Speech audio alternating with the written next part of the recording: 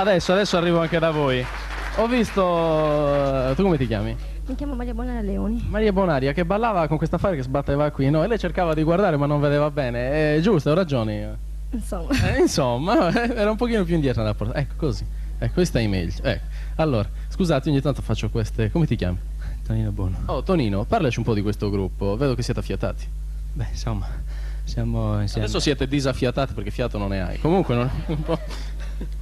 Beh, siamo insieme appena 2 mesi, sono le nuove leve come in tutti i gruppi succede. E comunque promettono bene, no? Sì, si vede, si vede. Il fisarmonicista dov'è? Dov'è? Venga qui, venga, s'accomodi. L'altro fisarmonicista, come si chiama? Peppino Cocco. Peppino Cocco. Sono bravi sti ragazzi, vero? Ma perché lì non è vestito come il signore qui? Non ce n'ho costume. Non ha il costume, evviva la sincerità! Come? Non è di Monserrato. Ah, cos'è? quindi lei si deve portare un costume da bagno la prossima volta, perché qui c'è caldo. Adesso noi vogliamo davvero un canto natalizio, vero? Sì, avete detto sì, meno male. Qual è questo canto che ci fate ascoltare? Per chiudere vogliamo fare un canto che rappresenta un po' tutta la Sardegna, Celeste Tesoro.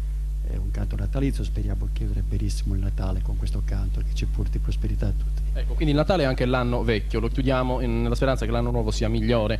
Sempre lei alla fisarmonica, poi ci ritroviamo qui per la conclusione. D'accordo? Allora ancora con il gruppo folk di Monserrato, il nome del gruppo me lo ricordi? Saberrita e Sobordao. In un canto natalizio per voi.